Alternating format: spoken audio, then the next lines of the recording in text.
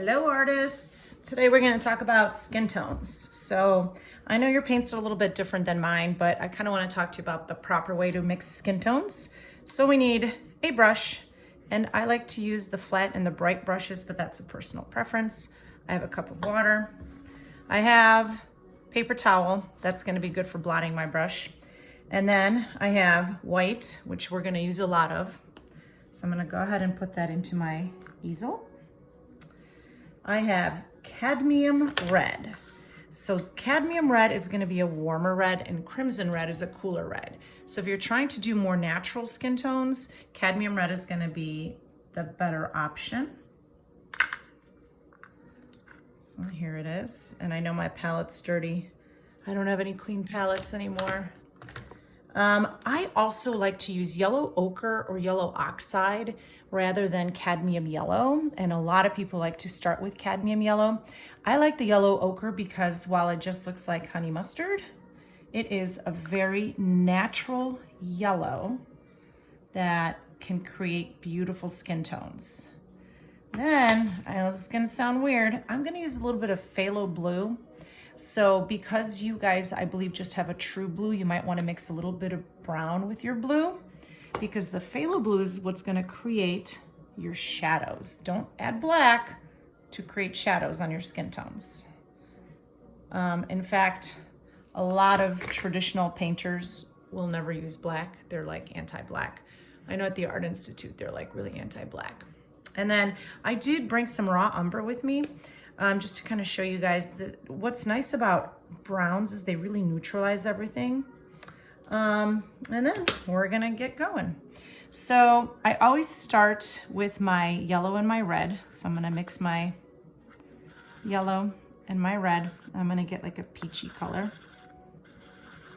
And then I'm gonna add a little bit of white to it. And now that looks really bright. So I'm not loving this right now. So I'm actually, watch what happens. I'm gonna add just a touch of blue. And then the skin tone that I've gotten is a little bit more natural. And then you can add more light to it. So then it becomes a little bit lighter.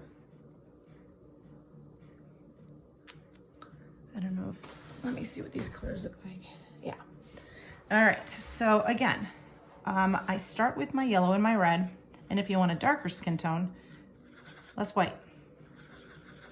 Okay, so this kind of looks peach. And why the heck am I adding brown, you wonder? Because blue. I'm adding blue because blue would be the complementary color to essentially orange, right? And when you mix a little bit of blue in, now I already have white in here, so I'm gonna have to add a lot more of these two colors. And sometimes if you notice that your color is looking too green, well, that means you have too much yellow and blue. So you got to balance that with a red. So it's really kind of a game of, okay, if it looks too purple, then you need a little bit more yellow. So this is a little more red than I would like it. So I'm going to add a little bit more blue and a little bit more yellow. So you kind of get the idea. And so I'm getting all these different skin tones. I'm gonna clean my brush and I'm gonna do this one more time. I'm blotting my brush. And if you guys hear my cat, that's because she's standing right here. She wants attention. Okay, so I'm gonna start with my yellow and add my red. And this time, I'm not really going to add white. I'm just gonna add blue. Now look, that looks too green. Yuck, that could actually be a really great shadow. I wouldn't call this a great skin tone.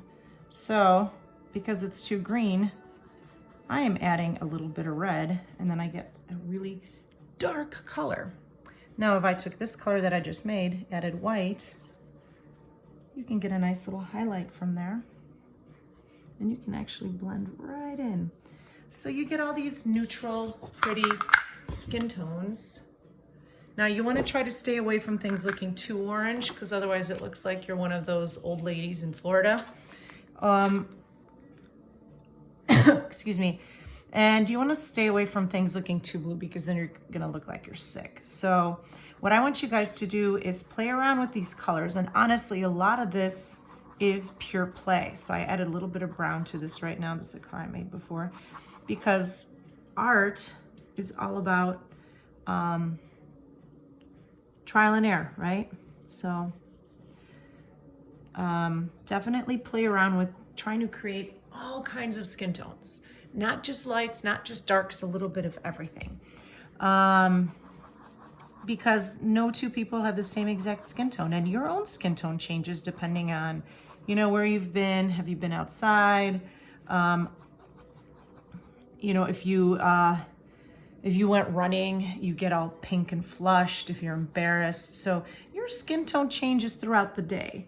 So you want to be able to kind of express all these different kind of skin tones using red, yellow, ochre, white, phthalo blue, and mixing a little bit of brown. And so the blue that you have, again, is a little too bright. So mix your blue and your brown together. Just add a hint of brown because brown really neutralizes the intensity of the blue. Okay? Thanks, guys.